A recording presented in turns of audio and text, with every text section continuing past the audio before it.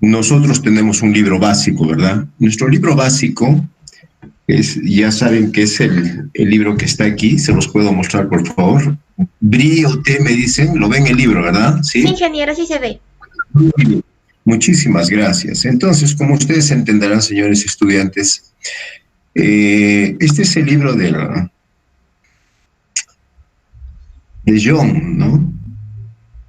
Aquí. Entonces, no se olviden, por favor, el librito tienen que, yo se los he facilitado a ustedes, este y el Oppenheimer. Oppenheimer es del año 2000 y tantos también.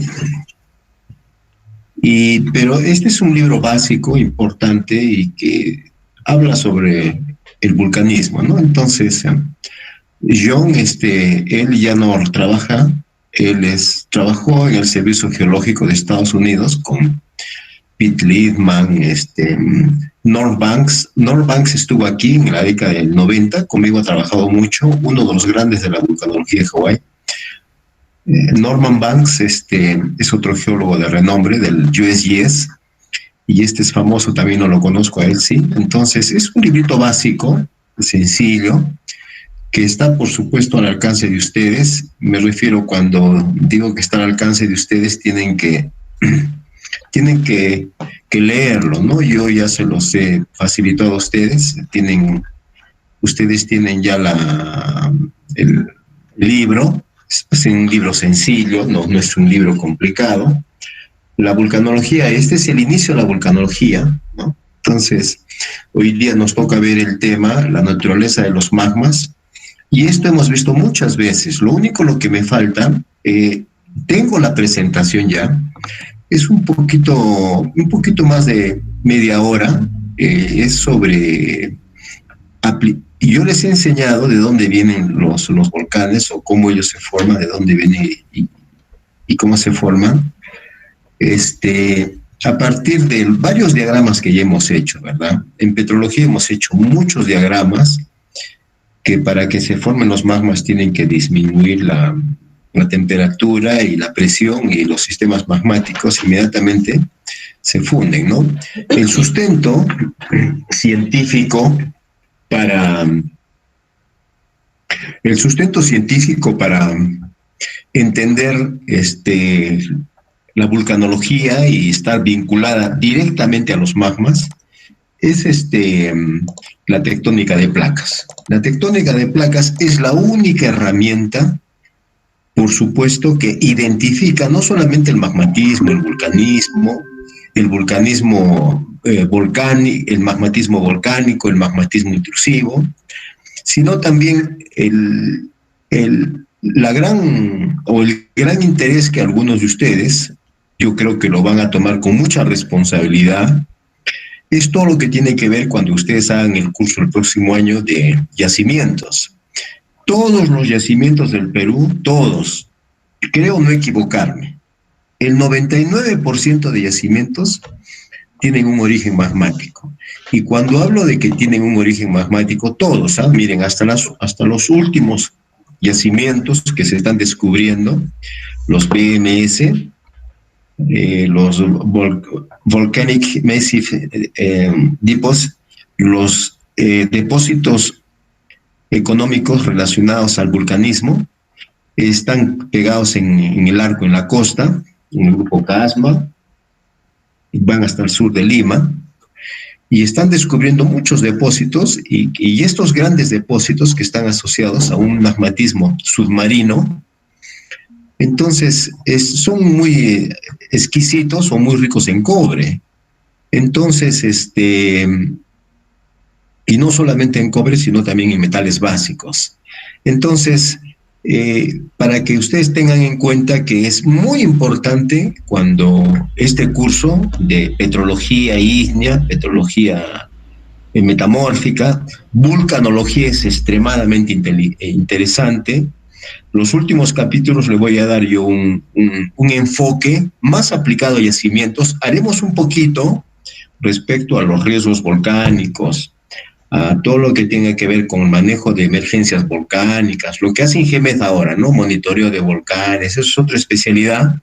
de la vulcanología, ¿no? Pero eso lo tocaré muy superficialmente porque más tiene que ver con el aspecto social, que es importante, por supuesto, muy importante, porque tiene que ver la relación que existe entre la geología, el magmatismo, en este caso la vulcanología, pero dentro de un contexto estrictamente social, ¿no? Y si un geólogo, un vulcanólogo, que algunos, yo tengo muchos egresados de aquí de la UNSA, que ahora hay varios que son vulcanólogos, han estudiado en el extranjero, ya muchos de ellos, varios, Ingemed, casi toda su gente de Ingemed han tenido la oportunidad de estudiar, la mayoría, casi todos, por no decir en Francia, muchos hay. Entonces, para que vean qué de importante es. Entonces, como les estoy comentando, el capítulo habla sobre la naturaleza o el origen de los magmas, ¿no? Y de dónde vienen y dónde se forman. Entonces, lo voy a dejar esto. Usted lo puede, es muy sencillo. Yo todo saco de aquí, resumo y amplío un poquito más, ¿no? Bueno, dejando eso por un lado, entonces, vamos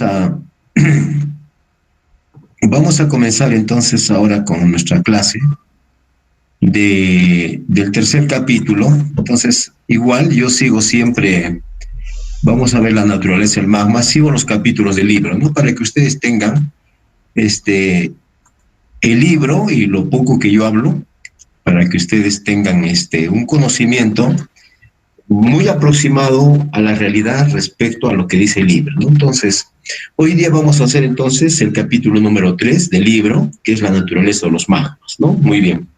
Y luego John habla al comienzo sobre el origen de los magmas. Muy bien, pero yo voy a comenzar con otra cosa, porque cuando uno habla de magmas, o la naturaleza o el origen de los magmas, uno tiene que retraerse inmediatamente a qué cosa es un magma, ¿no? Entonces, pero estos magmas, yo los puedo definir desde un contexto mineralógico, petrológico, geoquímico, isotópico, etcétera. Hay muchas formas de poder darle un enfoque o cómo puedo definir a un magma. Pero en las varias sesiones que han tenido la oportunidad, o yo he tenido también la oportunidad de intercambiar con ustedes, en los cursos que les he enseñado, yo puedo definir a grandes rasgos cómo definir un magma, ¿no? Entonces, si yo quiero definir un magma, parto de lo siguiente y digo, sí, es una mezcla, digo, efectivamente es una mezcla, es un mixing, o sea, algo que se mezcla. Es decir, cuando hablo de una mezcla, quiere decir que tienen que intervenir varios factores, físicos o químicos, porque estoy definiendo que es una mezcla. Y si hablo que es una mezcla, pero debo de conceptualizarla desde el punto de vista que estoy hablando de magmas, porque este capítulo habla de magmas. Y si yo estoy hablando de magmas, lo primero que tendría que hablar es el origen. Les vuelvo a repetir, ya hemos visto varios diagramas que sustentan cómo se originan los magmas, ¿no? Eso lo hemos visto en Petrología 1, lo hemos visto ahora, lo estamos viendo ahora en Vulcanología. Entonces, lo que me falta definir es, quizás un poquito más adelante, o la próxima semana, como esto es magmatismo, vulcanología, voy a utilizar las ecuaciones de Clapeyron y otras ecuaciones más diferenciales, de la matemática diferencial, para poder explicar y sustentar que magmatismo es algo más complicado que lo que cuando uno ve esta estructura que ustedes están viendo en esta presentación.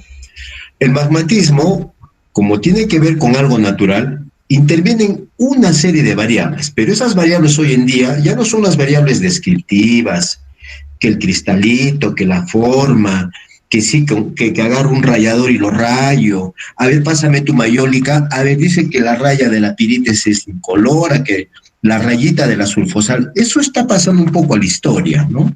Les digo que está pasando a la historia porque hoy en día la mineralogía, para poder entender magmatismo, tiene que ser una mineralogía cuantitativa, ¿no?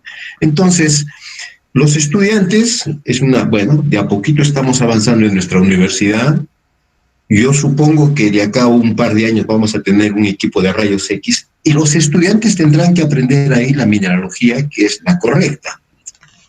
Van al campo, traen su muestrita ¿Y qué cosa es lo que hacen cuando uno va al campo? Uno va al campo, efectivamente el profesor en el campo les hace toda la de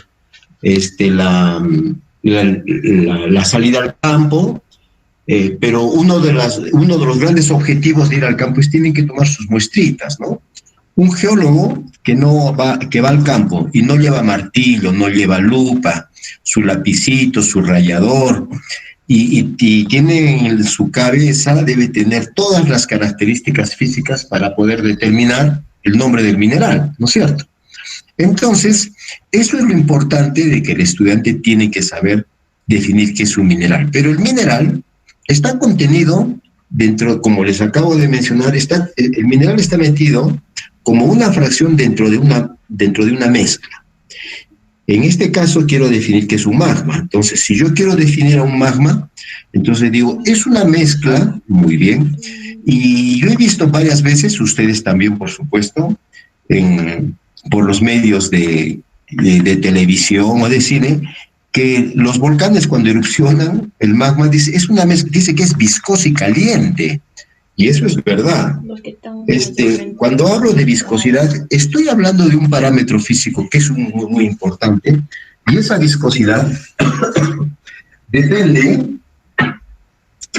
básicamente del grado de polimerización de mi sistema. Aquí dice aquí abajito, perdón, aquí dice el grado de polimerización. Y voy a repetir otra vez un poquito lo que hablé la semana pasada. Solo para concluir.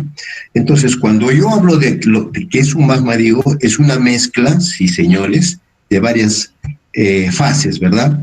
Pero tiene la particularidad que dice, es caliente y es viscosa. Y cuando hablo de caliente, de heat o de calor, de temperatura, no me estoy refiriendo a la temperatura del agua, por supuesto, no ni la temperatura del medio ambiente. Me estoy refiriendo que a este sistema que contiene varias fases, normalmente va entre los rangos de temperatura de 750 a 1250 grados centígrados.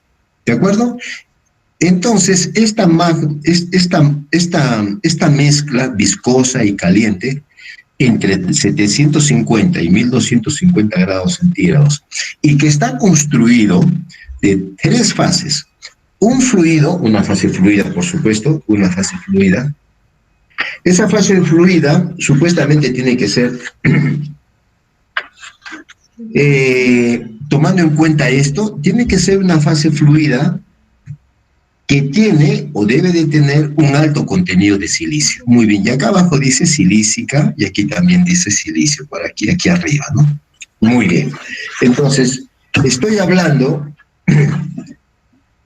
de esta masa caliente y que tiene tres fases. Repito, entonces, una que es fluida y que tiene alto contenido de sílice. Y cuando hablo de alto contenido de sílice, quiere decir que contiene SiO2, ¿no es cierto? SiO2. Luego dice que también esta masa caliente, esta mezcla viscosa y caliente, contiene compuestos volátiles. Entonces, los compuestos volátiles sería una segunda fase que está comprometida dentro del sistema de los magmas. Y en esta fase volátiles, que la vulcanología hace mucho uso, yo diría, sobre los volátiles de los sistemas magmáticos, se habla de los volátiles y entre paréntesis yo puedo poner los gases, ¿no?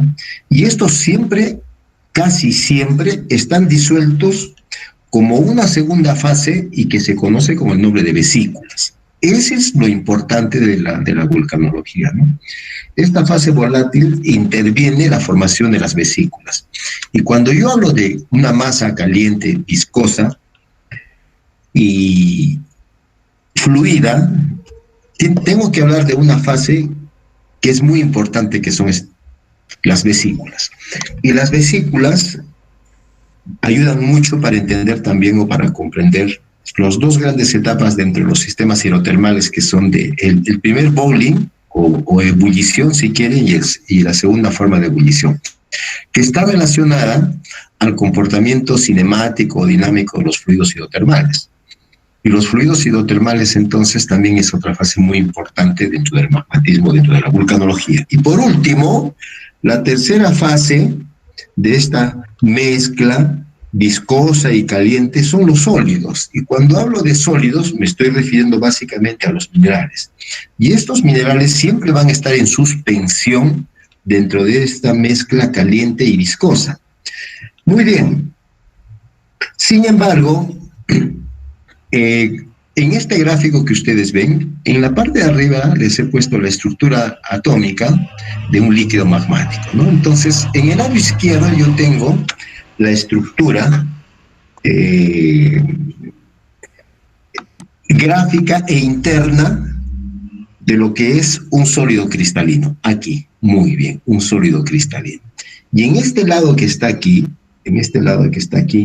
es una fase líquida, aquí está, líquida, que representa ya no a un líquido cualquiera, sino a un líquido polimerizado.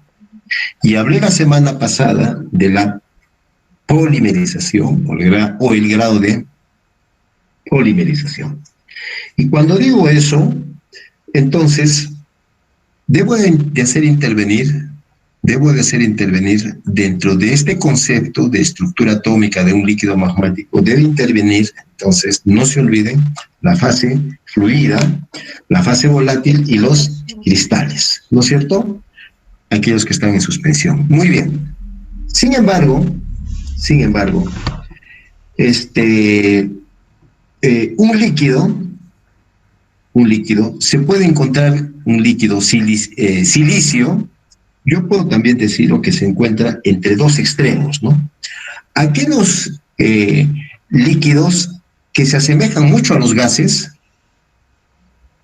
¿de acuerdo? Y me estoy refiriendo entonces, a aquellos líquidos no polimerizados, ¿de acuerdo? Otro ejemplo puede ser el agua, etcétera, etcétera. Pero existen otros líquidos que se parecen más a un sólido cristalino. Ahí viene la diferencia y eso es lo que nos interesa a nosotros como geólogos, como petrólogos y como volcanólogos. Aquellos líquidos que tienen o se parecen a un sólido cristalino. ¿En el sentido qué en qué sentido lo digo? En que ellos van a tener un orden interno entre los átomos o las moléculas que los forman. ¿De acuerdo? Muy bien. Entonces, este puede ser un líquido ya polimerizado, aquí. Y este es uno no polimerizado. ¿De acuerdo? Muy bien. Sigo. Si la estructura de un sólido, o de un líquido mejor, tiene o va a la tendencia de obtener o de conseguir una estructura regular para pasar de un líquido a un sólido, en este caso, a un sólido que va a tener una estructura interna. Estoy hablando entonces que este líquido polimerizado, que se va a formar a través de millones de átomos, que se va a formar a través de la obtención de millones de átomos, ¿qué cosa es lo que va a pasar? Que se va a ir en el proceso magmático, se va a ir fragmentando en pequeñas unidades de polímeros. Y cada una de estas va a incluir entonces átomos y moléculas ordenados regularmente. Cuando yo hablo ya de un orden regular, estoy refiriéndome que ya van a tener una estructura interna atómica definida. ¿De acuerdo? Es decir, que en ese momento yo puedo hablar ya de un cristal. ¿De acuerdo? Voy a hablar de un cristal. Esta fase fluida, magmática, entonces, con esta explicación y esta sustentación que les acabo de presentar, entonces, este lado de aquí, entonces, dice que expresa o representa una estructura de un líquido silicatado en sílice, ¿no es cierto? Porque ya tiene un orden, ¿no? Todos estos puntitos negros que están aquí son los silicios, y todos los que están aquí en el borde son los oxígenos. Entonces ustedes ya saben, no voy a volver a mineralogía, por favor, que todos ellos están construidos o toman como base de construcción tetraédrica fundamental. De la gran familia de los silicatos es los tetraedros del silicio. Un sílice comparte con 4 oxígenos, ¿no? No voy a hablar ya sobre la teoría de eso porque eso lo han hecho con sus profesores de otros años. Muy bien. Sin embargo, hay 2 cosas importantes que dice en la parte de aquí arribita. Dice, estos son los iones de silicio y aluminio, son los iones formadores de esta red cristalográfica. Y estos iones que están aquí, el magnesio, el fierro, el potasio, el sodio y el radical oxidrilo, dice, ellos son los iones que modifican una red de una estructura cristalina. ¿De acuerdo? Muy bien. En resumen, entonces, podemos definir 2 cosas importantísimas, ¿de acuerdo? Estos iones que están aquí, el silicio, el aluminio, quizás aquí debo de poner también el oxígeno, el titanio también, a veces el Fe+3 también, son los elementos formadores de la estructura de un magma. Entonces, estos, aquí me faltaba agregar unos, quizás, sí, efectivamente, no solamente pero lo más importante es que forman esta net o esta estructura de los silicatos es el sílice y el Al3, ¿no? Uno tiene +4 y el otro tiene +3. Esos entonces los vamos a conocer como los elementos formadores de la estructura de un magma. Los elementos alcalinos, el sodio y el potasio, estos que están aquí, el sodio y el potasio, que son los elementos alcalinos estabilizadores. Estos entonces modifican y estabilizan. ¿Qué cosa modifican y qué cosa forman o qué cosa estabiliza y qué forman? Ellos, cuando entran dentro de un sistema magmático, como estructuras de elementos químicos formadores o estabilizadores, le dan el grado de polimerización de un magma. Abajo dice grado de polimerización de un magma. Y el grado de polimerización de un magma, ¿de acuerdo?, es la razón para poder explicar en parte por qué los magmas riolíticos que están aquí, contienen altos contenidos de silicio y de sodio, ¿de acuerdo? Altos contenidos de silicio y de sodio. El potasio también. Y son los famosos polimerizados de los magmas basálticos. Cuando la concentración molar de sodio y de potasio, la concentración molecular de sodio y potasio excede a la concentración molar del aluminio y del fierro, estos elementos alcalinos van a encontrar en exceso, o se van a encontrar en exceso, y van a contribuir a desestabilizar la estructura de un sistema silicatado. Van a desestabilizarlos. ¿De acuerdo? Y van a producir un efecto muy común en unos tipos de magmas, como por ejemplo los que están en la cordillera oriental, en el sur del Perú, son magmas peralcalinos, de otro contexto tectónico y magmático, de fusión cortical, y que van a permitir la formación de magmas peralcalinos, lo vamos a ver ahora, en la cual la suma de los alcalinos Na+K dice sobre el contenido de aluminio, del aluminio es mayor a 1.1 en porcentajes en mol. Y esa esta característica geoquímica o química es lo que permite a identificar a esos magmas peralcalinos. Vamos a verlos dentro de un momentito. Muy bien. Los elementos químicos divalentes. ¿Cuáles son los divalentes? Los tenemos ahí, el calcio, muy bien, no lo he puesto. Bueno, está el fierro. ¿Cuál otro hay? 2 más. El fierro. El agua también, H2O, lo puedo poner ahí. Son los elementos que modifican también. Los iones son los elementos modificadores de una red, de una estructura cristalina. ¿De acuerdo? Muy bien. Dicho esto, es un repaso que estoy haciendo de la mineralogía, de teología.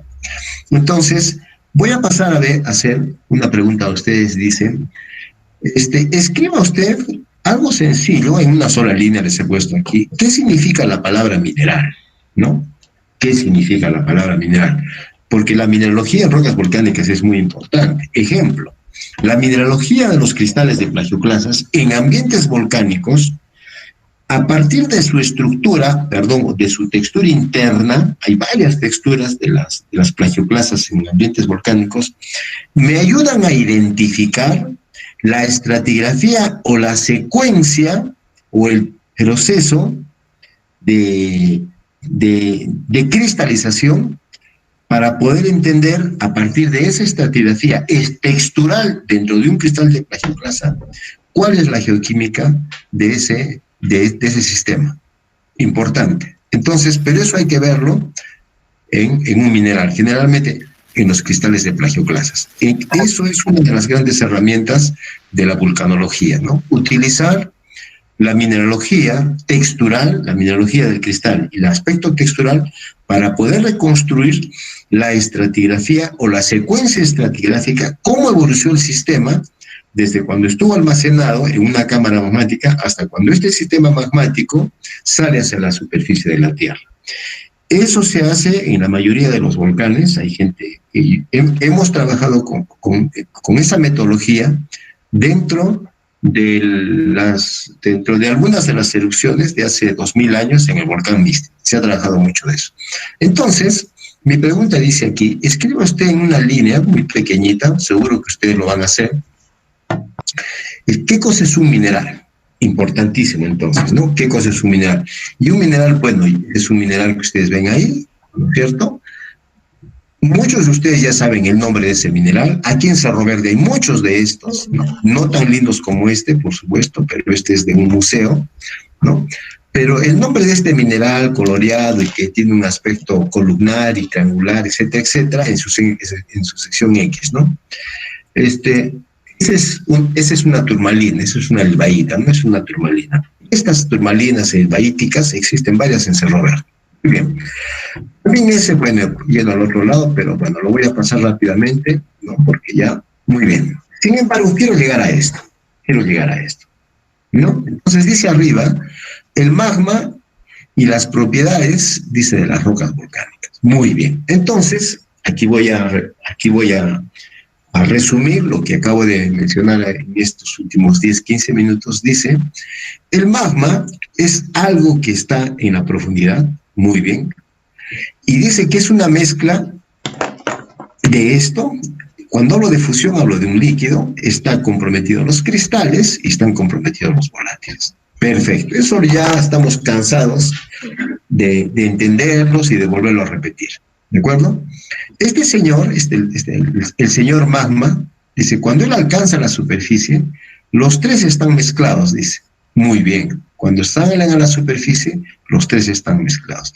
Y para esto, dice, nosotros necesitamos considerar las propiedades de este material fundido, pero desde el punto de vista químico, desde el punto de vista físico.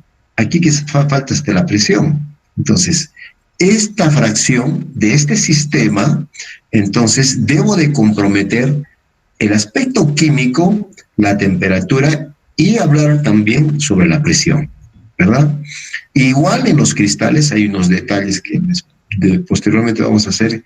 Hay una metodología de estudiar los cristales de los volcanes. Y por último dicen los volátiles, muy bien, estos son gases, y estos cuando se van fragmentando o se satura mi sistema, se individualizan, exolven, se separan y forman estas bubbles, ¿no? Estas burbujas. Muy bien. Sin embargo, dice, a todo esto cuando sale a la superficie, aquí dice, cuando ella alcanza la superficie, ¿qué cosa es lo que hace?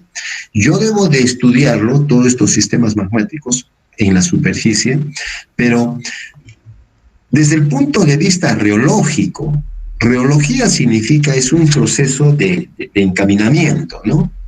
Pero dentro de la reología de los magmas, dentro de este comportamiento cinemático, dinámico, intervienen entonces unos parámetros físicos muy importantes, que son, por ejemplo, dice la viscosidad, y otro también puede intervenir como sus propiedades físicas, como la densidad, etcétera, etcétera. ¿Ya? Importantes. ¿De acuerdo? Sigo. Muy bien. Voy a dividir mi presentación en Tres propiedades de los fundidos magmáticos. Voy a hablar primero de los magmas desde el punto de vista químico, ¿no? Igual habla el libro de Luckett, igual habla mismo. Entonces, yo he buscado ejemplos y dice, hablemos de las propiedades de los materiales fundidos, pero desde el punto de vista químico, del SiO2. Muy bien. Dice que los contenidos de silicio para las rocas volcánicas, dice que están comprometidos dentro, o están constrained, ¿cómo se dice? Entre ciertos límites, ¿no? Entre 80 y 75 en porcentajes de peso. Esto habla desde el punto de vista químico de la sílice, ¿de acuerdo? Entonces, este señor, en su libro Kazan-Ray, esta es la Biblia, que ojalá que ese libro ya no existe más, yo tengo una lástima, pero aquí aprendí mucho. Vulcanología física es el mejor libro que he visto en el mundo hasta ahora, vulcanología. Este señor Kazan-Ray, los dos son profesores en Australia, dice, definen 4 clases de rocas, tomando como base los contenidos de SiO2. Muy bien. Entonces, este es el nombre de estas clases de rocas, y ya hemos visto en petrología, si son ácidas, sus porcentajes en peso deben ser mayor de 63%, y debemos tomar en cuenta el término que dice son altamente silicios. Muy bien. Los intermedios, no se olviden, estoy hablando de la parte química, por favor. Los intermedios dice que tienen un porcentaje en peso de SiO2 entre 52 y 63, y se le conoce como un sistema magmático intermedio. Yo ya no voy a hablar que la andesita, eso quizás cuando trabaje en el microscopio, ¿no? O en el aspecto químico, un análisis químico. Yo cuando les diga, bueno, no vamos a tener la oportunidad de ir al campo, pero vean, este tipo de rocas son ácidas o intermedias. Ustedes no tienen un microanalizador químico, no, pero, y ustedes ya saben que qué minerales pueden tener, qué rocas, perdón, pueden tener estas concentraciones de SiO2, ¿de acuerdo? Entonces, sus ojos tienen que transformarse de lo modal a lo químico. Por eso digo, yo tengo una roca o un sistema magmático intermedio que tiene estas concentraciones. Si yo lo veo el análisis químico encima de mi escritorio, digo, ya es una roca intermedia. Digo, efectivamente es una roca volcánica intermedia.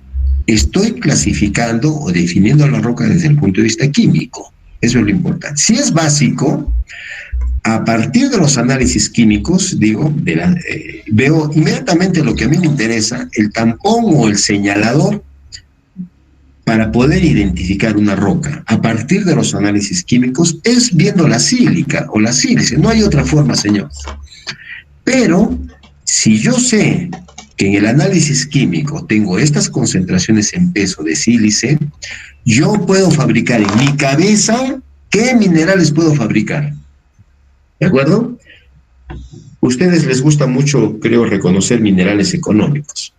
La calcosita, por ejemplo, la calcosina que ustedes conocen, es uno de los sulfuros de cobre secundario que más contenidos de cobre tiene. En su fórmula estructural, si ustedes se calculan, desde el punto de vista de sus fórmulas estoquiométricas o cualquiera que sea, en una calcosina, supuestamente casi hay 80% de cobre. ¿Me dejo entender? Entonces yo ya puedo decir, a partir de la composición química o la concentración de cobre de ese mineral, yo digo qué tipo de mineral es. Igual aquí ustedes lo pueden hacer.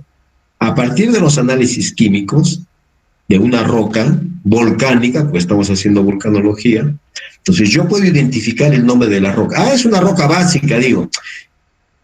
Básica, porque tiene bajo...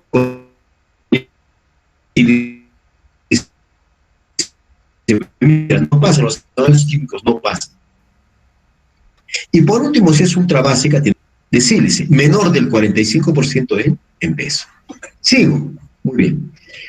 Sin embargo, como estoy hablando de acidez, siempre debo de hablar de rocas félsicas. Eso hemos visto ya bastante en petrología. Entonces, cuando yo hablo de rocas que tienen los contenidos, o observo a partir de los análisis químicos, o de los minerales en muestra de mano, si la roca es de un color muy claro, digo, esta es una roca félsica, dice. Sí, es félsica. Si es mágica, es oscura, por supuesto. Entonces dice, si es félsica, dice, los minerales que componen estos magmas, dice, y que generalmente funden, dice, funden a temperaturas muy bajas. Funden a temperaturas muy bajas. Correcto. ¿Quiénes? Traquitas, riolitas, etcétera. Y por tanto, dice, estos magmas félsicos, ¿ah? Dice, ¿en qué son ricos? Son ricos en potasio y son ricos en sodio. Si esa roca volcánica es rica en potasio y en sodio, quiere decir que es rica en alcalinos de alta temperatura. Inmediatamente yo llevo a mi cabeza y hago un diagrama en equilibrio a dos componentes y digo, perfecto, yo hago un diagrama binario. En el lado izquierdo pongo potasio y en el lado derecho pongo sodio. Perfecto, hago mi diagrama binario. En el eje horizontal puedo hacer una solución sólida de potasio y sodio, muy bien, y en la parte vertical yo pongo la temperatura y coloco la curva del solbus. Eso hemos visto en petrología. Encima de la columna del solbus, yo pongo, aquí se forman en el solbus, debajo de la curva del solbus, se forman dos feldespatos alcalinos de baja temperatura. Eso es para las rocas intrusivas. Si yo construyo, yo fabrico un diagrama de fases con estos dos iones, con estos dos cationes, y pongo encima de la curva del solbus un feldespato alcalino de alta temperatura, y puedo poner aquí, más arribita incluso hemos visto estos diagramas de los feldespatos, puedo poner incluso ahí esos dos brazos curvos entre ellos, ¿no?, que me indican la curva de líquidos y de sólidos, y por debajo de ellos y por encima de la curva del solbus yo puedo poner un feldespato alcalino de temperatura media a alta. Los de acá abajo son los de baja temperatura, repito, por decir las pertitas, pero encima del solbus solo aparece un solo feldespato, encima de la curva del solbus. ¿Cuál es ese feldespato? Y que solamente tienen las rocas volcánicas. ¿Y qué roca volcánica tienen? El profesor de vulcanología les tiene que enseñar más microscopía que nada. ¿Qué? Saber distinguir ese mineral famoso que es la sanidina. ¿Dónde se encuentra? Generalmente en las rocas volcánicas diferenciadas, félsicas, que pueden ser las araquitas. Las andesitas no hay ni en los basaltos, pero es un feldespato alcalino de alta temperatura. ¿De acuerdo? Muy bien. Entonces estoy hablando de un magma alcalino, félsico, que contiene potasio y que tiene sodio, y además dice que él contiene feldespatos plagioclasas. Si yo hablo que este magma volcánico félsico contiene sílice y además dice que es félsico, yo debo de entender que los cristales de plagioclasas que están aquí son aquellos cristales que de preferencia son de baja temperatura y están con mayor contenido en sodio. ¿Quiénes son? Las albitas. Y si yo veo la composición química de una albita, las mayores concentraciones van a ser de potasio y de sodio. Ópticamente no debe de pasar del AN5, máximo 7. Eso también ustedes lo tienen que reconstruir en el microscopio de polarización. ¿De acuerdo? Muy bien. Más abajito, ¿qué cosa dice? De este tipo de rocas cuyas propiedades estamos haciendo aquí.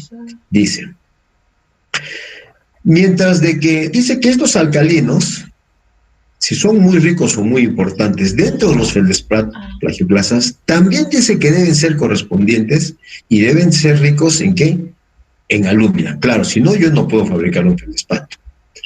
Pero dice que los feldespatos y el cuarzo, no se olviden ellos, dice, contienen importantes cantidades de SiO2 cuando yo trabajo en análisis químicos de minerales. Análisis químicos de minerales. Les habrán enseñado cómo se construye un mineral y se ponen las prácticas, ¿no? Muy bien. Dice, en las rocas claras, en estas rocas félsicas, de color claro, dice, entonces, es muy importante la presencia de estos minerales, o de estos feldespatos y del cuarzo. Es muy importante. ¿De acuerdo? Muy bien.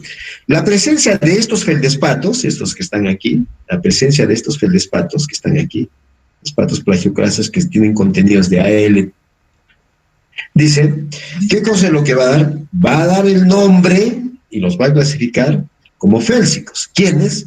Los feldespatos, porque son cristales claros y a igual que la sílice. ¿De acuerdo? Muy bien, entonces ya sabemos que en las rocas volcánicas también yo puedo hablar de este miembro extremo, que es el félsico, o un magma rico en silicio. Muy bien. Luego vamos al otro extremo. Entonces hemos visto en el lado izquierdo hay un extremo, que es el tipo A. Voy a pasar al tipo B, que son los mágicos. Dice, aquellos magmas, dice, que están compuestos, perdón, aquellos magmas que están contenidos, aquellos minerales contenidos, aquellos minerales que es dentro de algunos magmas de alta temperatura, generalmente se los conoce como magmas mágicos, oscuros. ¿Por qué? Dicen que los magmas mágicos son muy ricos en calcio y contienen cantidades importantes de olivino y de piroxeno. Ajá, olivino y piroxeno. Este señor es SI2,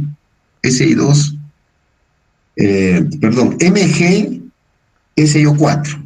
Y este señor es magnesio, fierro y calcio SiO3. ¿De acuerdo? Entonces, todos ellos, de la famosa familia de los nesoinosilicatos, dice, todos ellos contienen unos minerales muy ricos en calcio.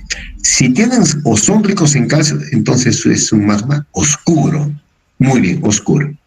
Sin embargo, dice, como ellos también contienen o tienen fierro, en el caso, por ejemplo, de los olivinos, también los piroxenos, la familia de los ortopiroxenos, los clinopiroxenos tienen más calcio, los ortopiroxenos tienen más magnesio y fierro. Dice, los olivinos y los piroxenos, correcto, forman soluciones sólidas, ¿eh? Ojo, forman soluciones sólidas.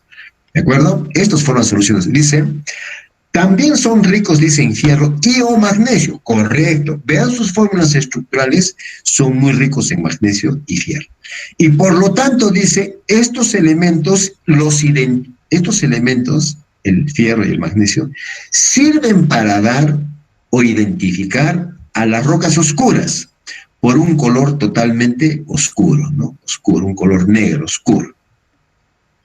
Si sus contenidos de fierro y magnesio son altos, ¿de acuerdo? Entonces yo voy a decir de que es un magma oscuro, máfico, ¿de acuerdo?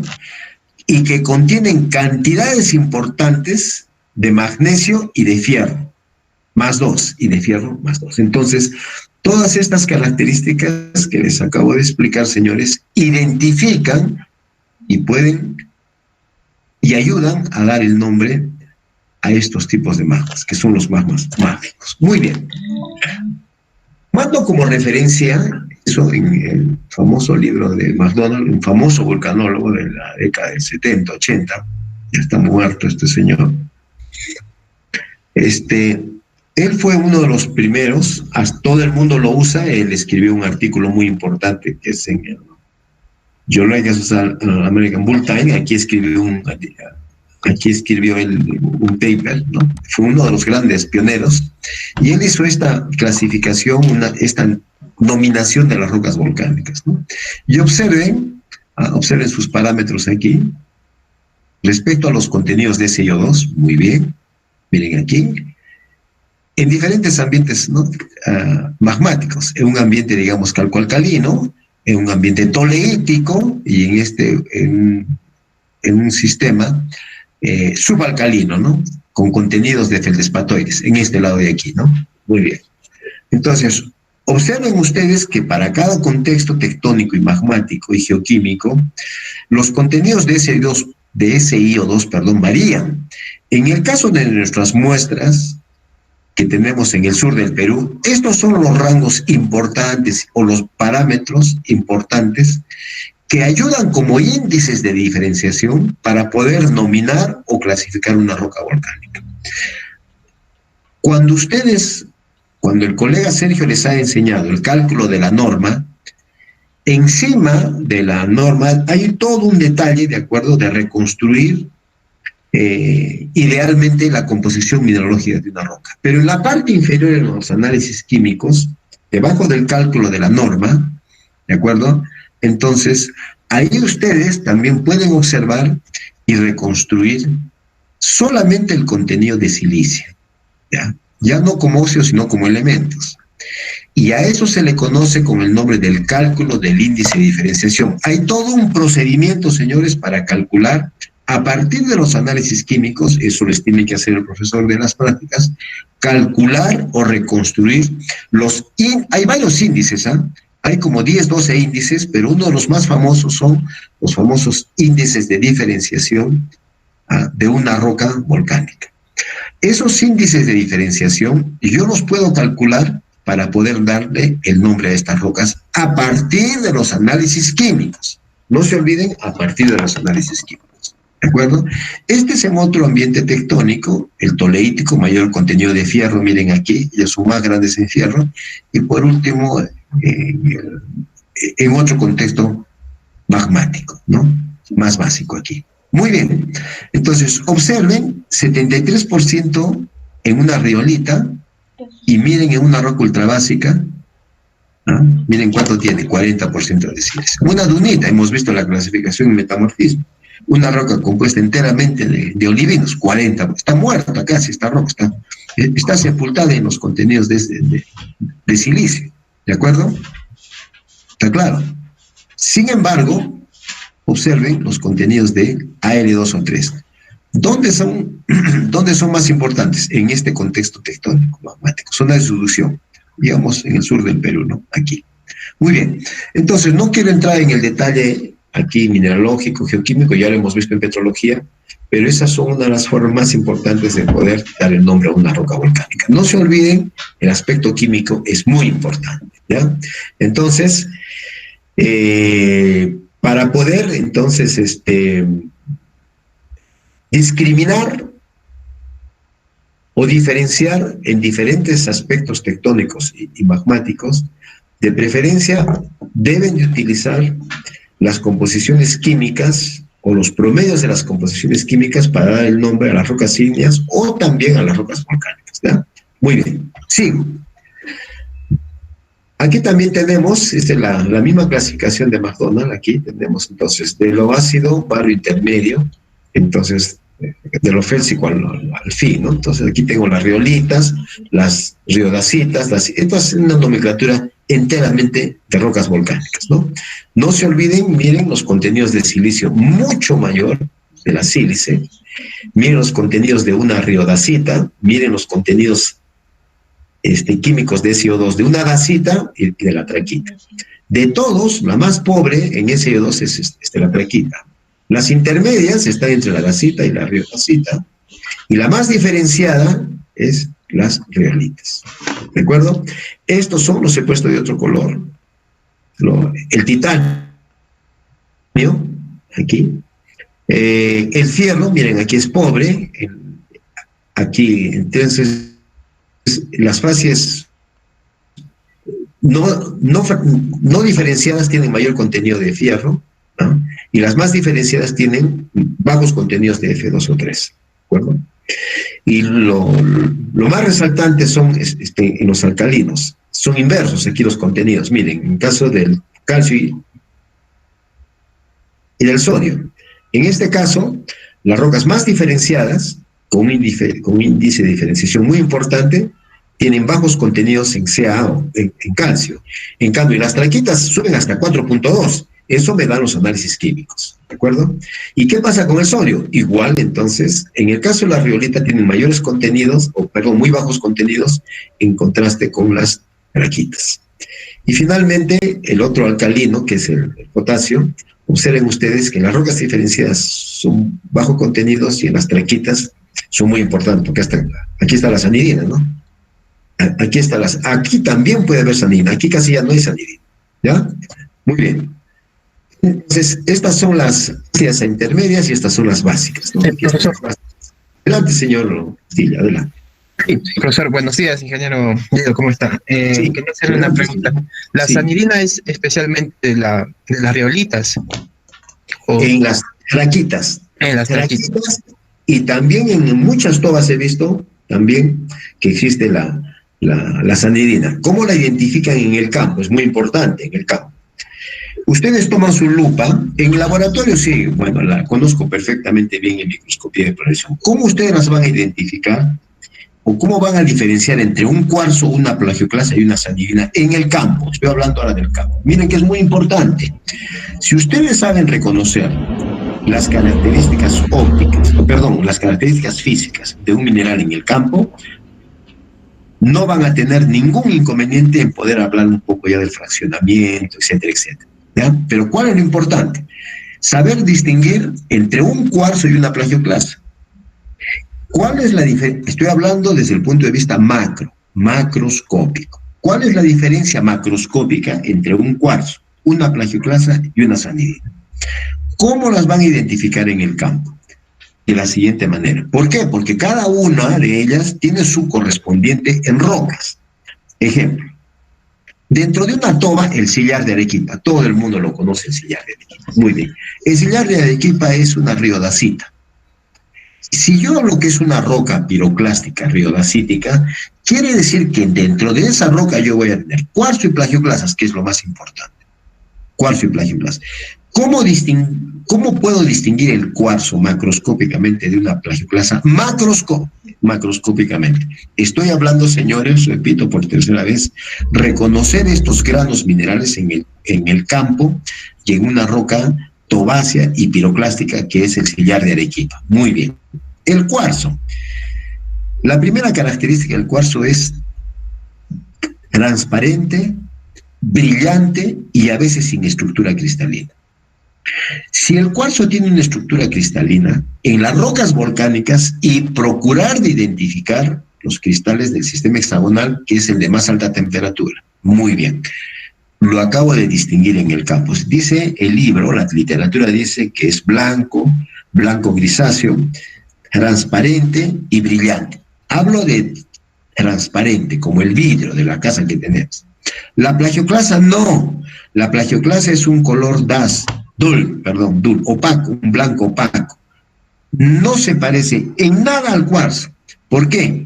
Es una lástima porque no pueden hacer campo conmigo. La plagioclasa tiene un color leche, es oscura y dentro tiene unas rayitas muy finitas, delgaditas, que son las maclas de las plagioclasas. ¿Cómo distingo ahora las dos de la sanidina? Lo que acaba de preguntarme el señor Castillo. La sanidina es un mineral feldespático de alta temperatura y que solo presentan las rocas que son alcalinas. Estoy haciendo vulcanología, de rocas volcánicas alcalinas. ¿Quiénes entre ellas? Las traquitas. También puede existir en las reolitas, pero de preferencia en las traquitas. El contenido de sanidina de este feldespato alcalino la identifica como una sanidina. ¿Qué características en el campo tiene? La única forma es que presenta una forma ligeramente granular y al contraste con el sol, dentro del proceso de reflexión con el sol, emite un color tornasolado. Esa es la única herramienta para poder distinguir la sanidina del cuarzo y de la plagioclasa. Como decía el señor Castilla, solo se encuentran en las rocas altamente diferenciadas. Pueden existir en las traquitas generalmente hay, dacitas también puede haber, pero en menor cantidad, y en las riolitas también, porque es un feldespato potásico de alta temperatura. Si hablo de un feldespato potásico de alta temperatura, no puede estar la ortosa.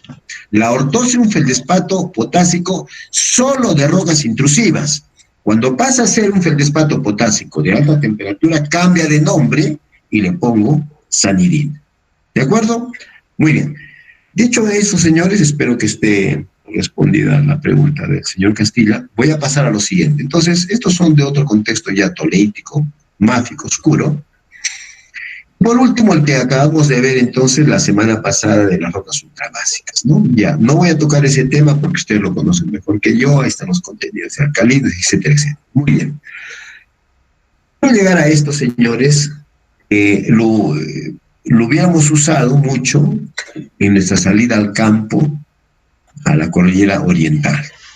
Esta es la otra forma de poder clasificar a las rocas desde el punto de vista en su saturación de AL2O3. Si son peraluminosas, la concentración molecular de Al2O3 debe ser mayor que el calcio, que el sodio y que el potasio. Muy bien. A eso se conoce con el nombre de magmas peraluminosos. Si son metaluminosos, los contenidos moleculares, los contenidos moleculares de Al2O3 es menor que a estos tres que están aquí. Ahí está. Es menor a estos tres que están aquí. O también, dice, pueden ser solamente menor que a estos dos alcalinos. Y a eso se conoce, ¿cómo lo voy a calcular? Al final les voy a explicar cómo se... Hay diagramas. Yo creo que Sergio les ha hecho estos diagramas, ¿no? Entonces, si yo hablo de un sistema magmático saturado en Al2O3, entonces, si los contenidos de Al2O3 es casi parecido a los contenidos de la suma de estos alcalinos, hablaré que es una clase magmática subaluminosa. Y por último, esto es lo que hay en la cordillera oriental, estos, también hay los peralcalinos. Más hay de estos, los peraluminosos. ¿Por qué? Ahorita les voy a explicar por qué. Si los contenidos de Al2O3 es menor que los alcalinos, hablaré que es peralcalino. Entonces, voy a hablar un poquitito de esto de aquí. Como los contenidos de estos magmas, cuya saturación de los contenidos de Al2O3 es mayor que estos tres que están aquí, el calcio, el sodio y el potasio, ¿cómo los identifico? La única forma es identificarlos. Voy a ponerme y me voy a ir a la cordillera oriental. Y voy a hablar también del magmatismo de la cordillera oriental. Y voy a hablar del magmatismo, exactamente, del magmatismo intrusivo y del magmatismo volcánico. En la cordillera oriental, señores, todos ustedes ahora han tenido oportunidad de ver a partir de las conferencias del SEC. El SEC da muchas conferencias ahora, ¿no? Entonces, el magmatismo por cerca de la cordillera oriental, donde está la mina San Rafael, hay un tipo de magmatismo que está asociado al único yacimiento de estaño que hay en el Perú. ¿Cuál es ese? La mina de San Rafael, ahí en Puno, y que está cerca de ahí de ese corredor de Coasa y está frente de lo que es el magmatismo de la cordillera oriental. Entonces, esos tipos de magmatismo, ese magmatismo que hay es peraluminoso. Nada que ver al que está aquí pegado al arco, donde estamos sentados hoy día, cada uno en su casa. No tiene nada que ver. Entonces, ¿cómo lo puedo identificar? A partir de los análisis químicos. Como yo tengo altas concentraciones de Al2O3, quiere decir que estas clases de los magmas saturados en Al2O3 permiten estos magmas la fabricación de minerales de metamorfismos netamente alumínicos. Claro, porque sus concentraciones de Al2O3 son más que estas que están aquí. Entonces, repito, debido a la mayor proporción del contenido de Al2O3 que estos alcalinos que están aquí, ¿qué cosa es lo que pasa? Puedo clasificarlos a estos magmas como peraluminosos. Ejemplo, todos los cuerpos intrusivos que están cerca y alrededor de la mina de San Rafael, ahí en Puno, ¿no? Ahí en Puno, subiendo antes de llegar a Macusani, ¿no? Yendo ahí por la carretera que va de Culiaca a Macusani. En el medio está la mina San Rafael y ahí tenemos esos intrusivos que son peraluminosos. ¿Y los volcánicos dónde están? Ahí en Coasa, en la parte de arriba, de Macusani al oeste. Macusani está al sur, al oeste y al este de Macusani, en todo lo que es la depresión de Crucero, Limbani. Ahí hay unas tobas muy lindas, y dentro de las tobas también hay andalucitas, y la andalucita es un silicato alumínico de metamorfismo, y como son magmas peraluminosos, han permitido la fabricación de esa mineralogía especial. Eso es un lugar muy espectacular para conocer y aprender estos tipos de magmas, los peraluminosos. Cordillera Oriental tienen que ir, ¿no? Esa es nuestra salida al campo que vamos a hacer hasta el próximo año. Muy bien, dejamos eso por un lado. Entonces, vamos a clasificarlo ahora utilizando lo que acabamos de ver, la sílice y la saturación en Al2O3. ¿Quiénes son? Los magmas riolíticos y dacíticos son peraluminosos a metaluminosos, y ellos son félsicos. Los magmas andesíticos son metaluminosos y, como pues a intermedios. Entonces, desde su saturación en alúmina son metalumino. Esto, por favor, tienen que estudiarlo muy bien, por favor, muy bien tienen que estudiarlo. No tengo el libro en digital, lo tengo en físico, si no se los daría este libro, muy bueno este libro. Sigo. Para lo que nos interesa a nosotros, por favor, apréndanse esto de periodencia aquí. Estos magmas no los tenemos en el Perú. Este sí. Esto también tenemos, estos casi basaltos alcalinos, tenemos estos aquí también. Estos los tenemos justo al frente de Macusani, tenemos unos cuerpos intrusivos subaluminosos, ¿ah? Los tenemos lo que es ese nevado me olvidé los nombres de los nevados que están ahí en la bajada que daba a San Gabán, ¿no? Pero en el otro valle, ¿no? Aquí sí tenemos, pero los más importantes, esto es lo que tienen que aprender, señores. Entonces, repito, si es una riolita que tiene un contenido de silicio más del 68%, y de acuerdo a la subsaturación en áreas, las voy a denominar, y en alguna conferencia ustedes van a escuchar, esos magmas son peralumino. Ya saben que se está refiriendo a una riolita. Y son magmas félsicos, claros. Igual una dacita, entonces, tiene estas concentraciones de SiO2, una dacita, y es peraluminoso a meta-aluminosos. Muy bien. Entonces, las andesitas, importantísimas para nosotros, ¿no? Tienen estas concentraciones de SiO2 en sus análisis geoquímicos, y yo la puedo clasificar también de acuerdo a los contenidos de Al2O2 que tengo como magmas metaluminosos, y es una roca intermedia. Y por último, las rocas máficas a ultramáficas, ¿no? Entonces ahí están los basaltos alcalinos y los magmas subaluminosos que tienen o son muy ricos en los feldespatoides, ¿no? Y estos que son de otro contexto, que son netamente de contextos oceánicos, ¿no? Oceánicos profundos. Bien. Esto no sería muy largo. Ya, los ambientes técnicos aquí también. Muy bien. Vamos a terminar entonces esta primera parte que estábamos hablando de las propiedades de los sistemas magmáticos fundidos desde el punto de vista químico. ¿Ya? Vamos a terminar, entonces seguimos.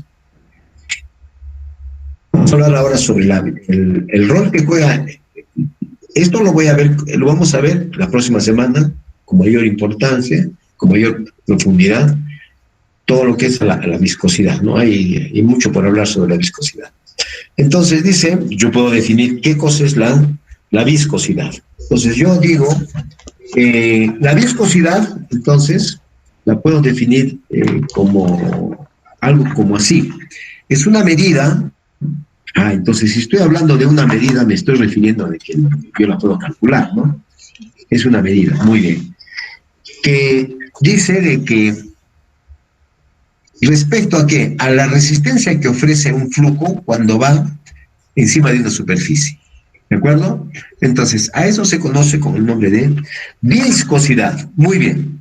Sin embargo, esta viscosidad, veremos con mayor detalle la próxima semana, tenemos que esta viscosidad de ahora en adelante la vamos a denominar en el examen. El año pasado les puse a hacer un cálculo respecto al cálculo de viscosidad de un magma andesítico, si quieren, o dacítico, etc. Eso se puede calcular. Y dice entonces, la viscosidad dice que ella se incrementa logarítmicamente cuando se hace referencialmente al contenido de SiO2. Respecto, dice, al contenido de SiO2. Muy bien. ¿Eso qué quiere decir?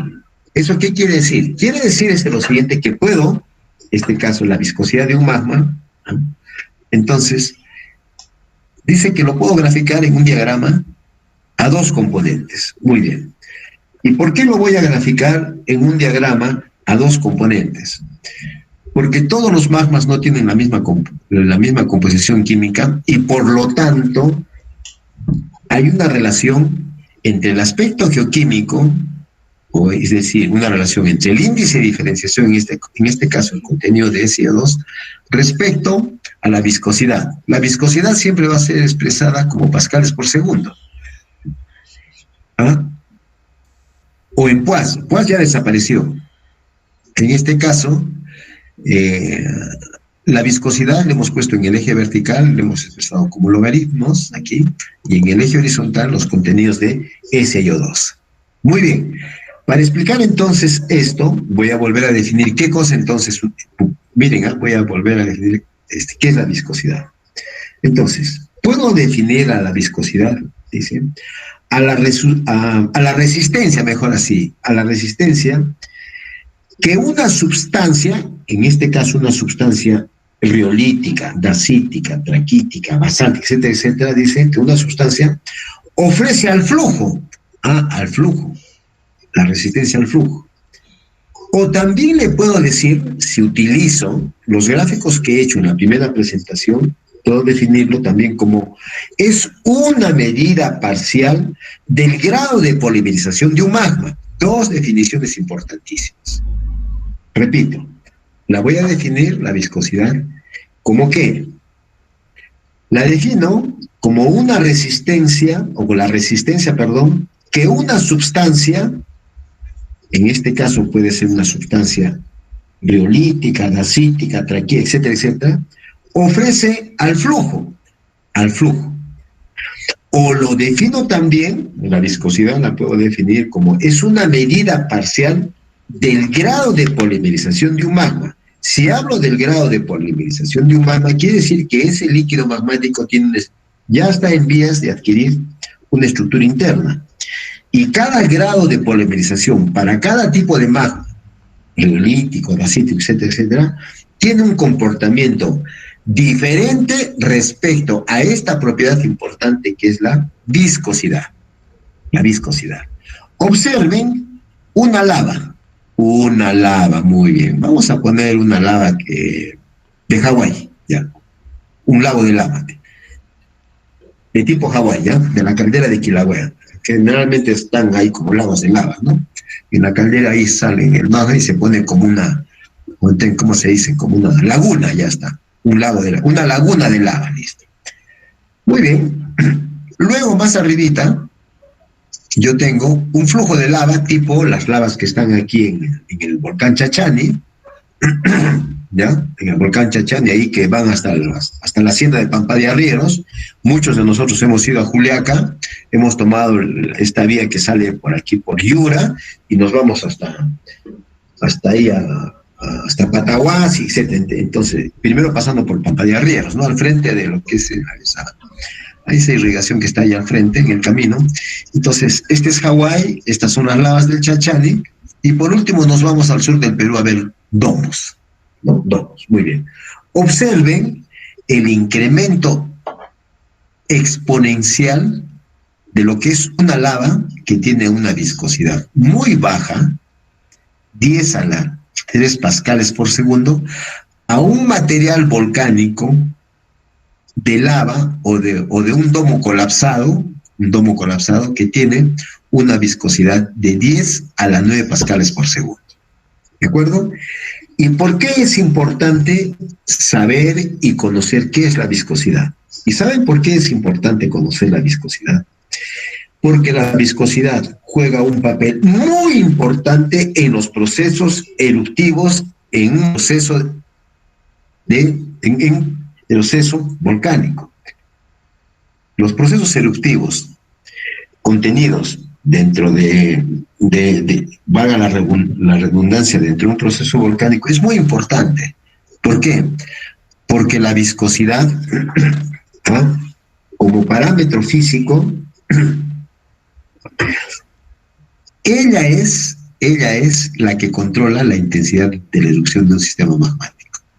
¿De acuerdo? Entonces es por eso que es muy importante saber y conocer lo que es la viscosidad. Hay varios tipos, o la viscosidad también la puedo graficar tomando en cuenta parámetros matemáticos para poder calcular su pendiente geométrica. Y es muy importante saber calcular la pendiente geométrica de la viscosidad, porque me va a permitir diferenciar los diferentes tipos de viscosidades de diferentes fluidos magmáticos y que han sido definidos como el fluido de Bingham, el fluido de Newton, etcétera, etcétera. Lo veremos nosotros posteriormente la semana pasada. Finalmente, entonces, no se olviden que la viscosidad siempre es expresada, esta es su unidad de medida que es expresada en pascales por segundo, o también hay otra medida que es utilizada por los físicos, que es los poids, es decir, llenas por centímetro al cuadrado y por segundo, ¿de acuerdo? Pero hay una equivalencia entre la viscosidad expresada en pascales por segundo y la viscosidad expresada en dinas. Ya las dinas han pasado a la historia, ya no existe más. Ahora, un pascal por segundo es igual a 10 poids. Esa es la proporción, ¿ya? Esa es la proporción. Entonces, para poder concluir así rápidamente con la viscosidad, por favor, porque lo vamos a ver la próxima semana.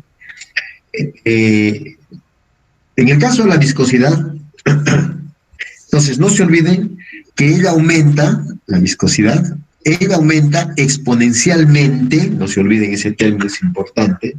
La viscosidad aumenta exponencialmente a medida de qué? A medida que el grado de polimerización del fluido magmático aumenta.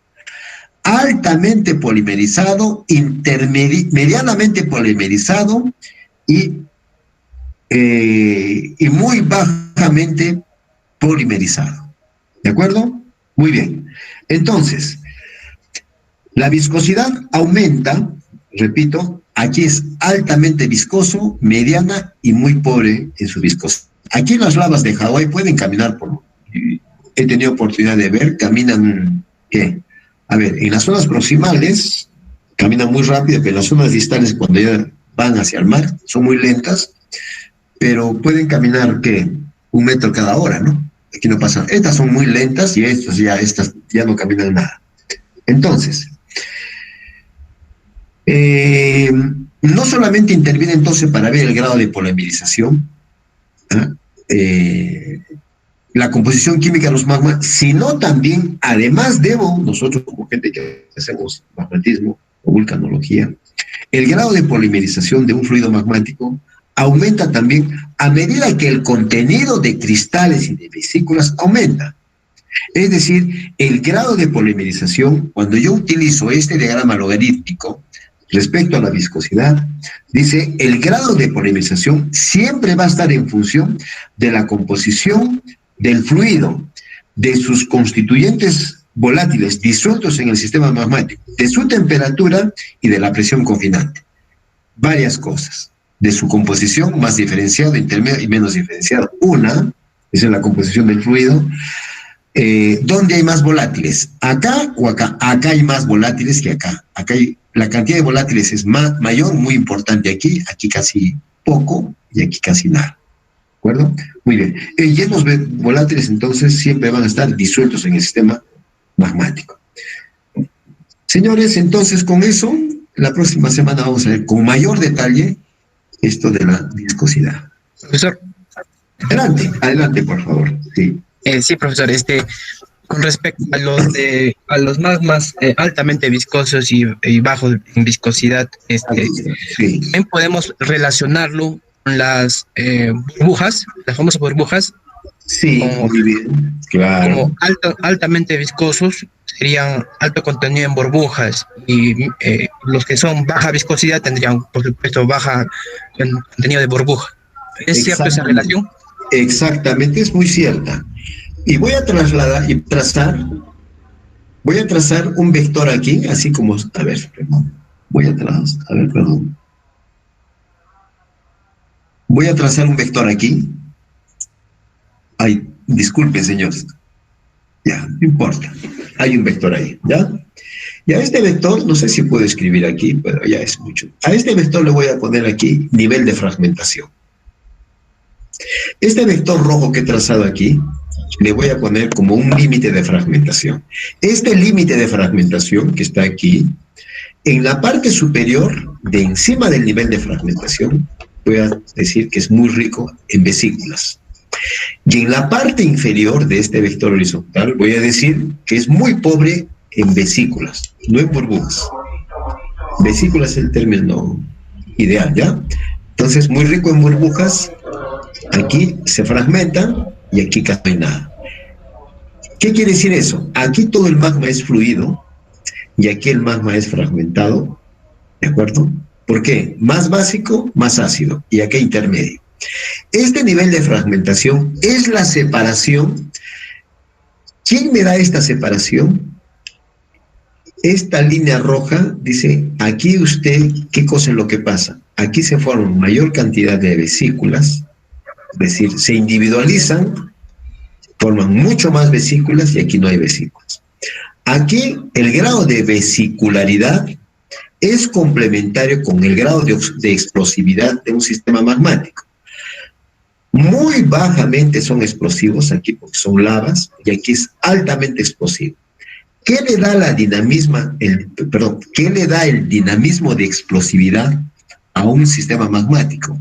Es la saturación en volátiles. Como este sistema está totalmente saturado en volátiles, ¿qué cosa hace? Se vuelve muy rico en vesículas y es altamente explosivo. ¿Quién controla el grado de vesicularidad también y de explosividad de un sistema magmático? Este nivel de fragmentación también ayuda para dividir lo altamente viscoso de lo poco viscoso. Es el agua.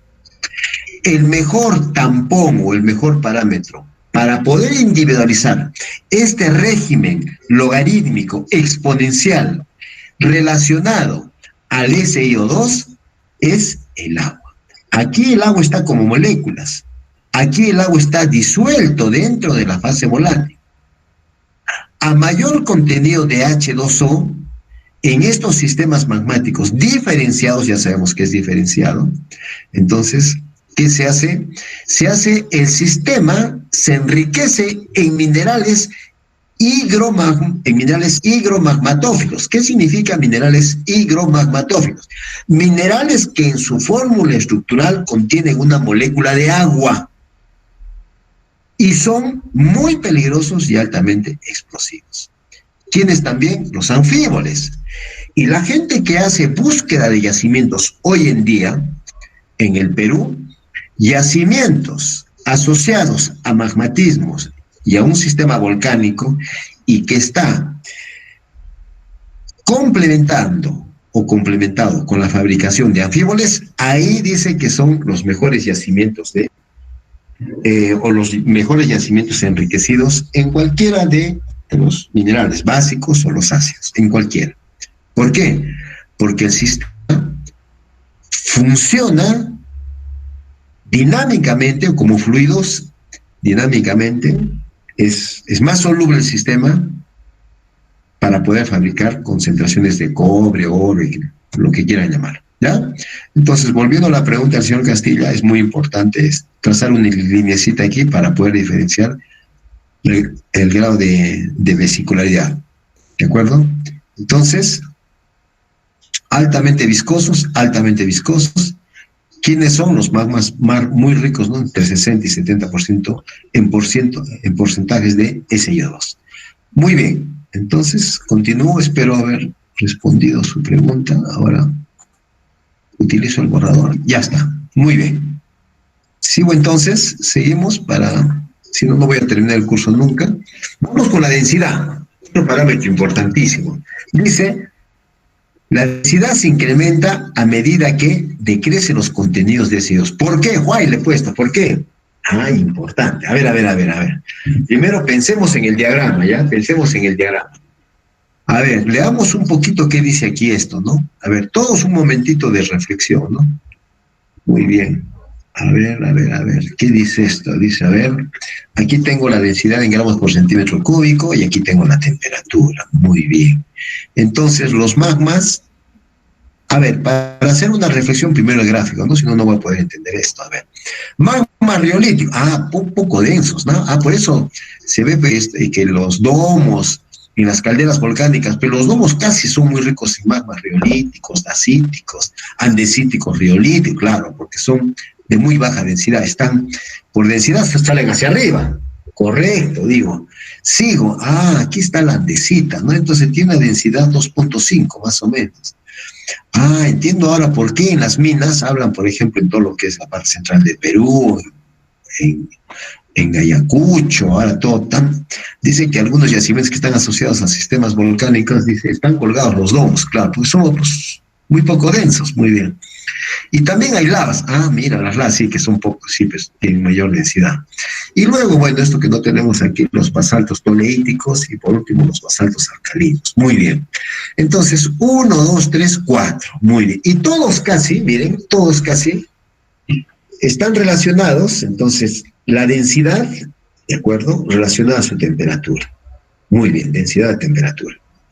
Entonces, la temperatura va, de los magmas hemos dicho 720 a 1200, 1400, estamos entre esos parámetros.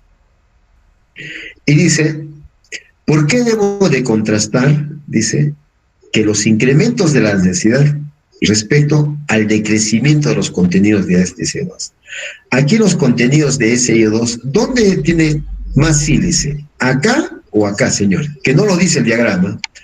A ver, ¿quién quiere responder esa pregunta? En este diagrama, ¿dónde están los mayores contenidos de silicio? ¿En este tipo de rocas, en este tipo de rocas o en este tipo de rocas? ¿Dónde están? En las riolitas, ingeniero, hay más contenido de silicio. En las riolitas. Muy bien. Aquí es muy rico en sílice, ¿de acuerdo? ¿De acuerdo? Pero dice que la densidad se va incrementando cuando va, dice, en decremento la sílice. Como decía Bri, o eres Bri, ¿no? Bri. Stephanie. Oh, perdón. No son hermanas, ¿no? Porque tienen la misma voz. No, no son hermanas. Muy bien. Bueno. Dice, los magmas, dice que tienen poco contenido de SiO2. Dice. Entonces, hay una relación, entonces, ¿esta relación entonces inversa o es directa? Dice, la densidad se incrementa a medida que pierden contenidos de sílice. Dice, la densidad aumenta. ¿A medida de qué? Que dice que va decreciendo el sílice. Claro, pues la sílice va decreciendo. ¿Está claro? ¿Se entiende, señores? No. ¿Sí o no? Sí se entiende. Muy bien. Entonces, por favor. Está claro, ¿no es cierto? Muy bien. Entonces, esto ya, ¿para qué lo digo? Ya lo han entendido todo. Muy bien, falta todo eso, es largo todavía, primero la próxima semana. Quedo ahí, señores, y seguimos, ¿no? Hay cosas más todavía por hablar. Muy bien, quedo ahí, quedamos ahí, señores. Quedamos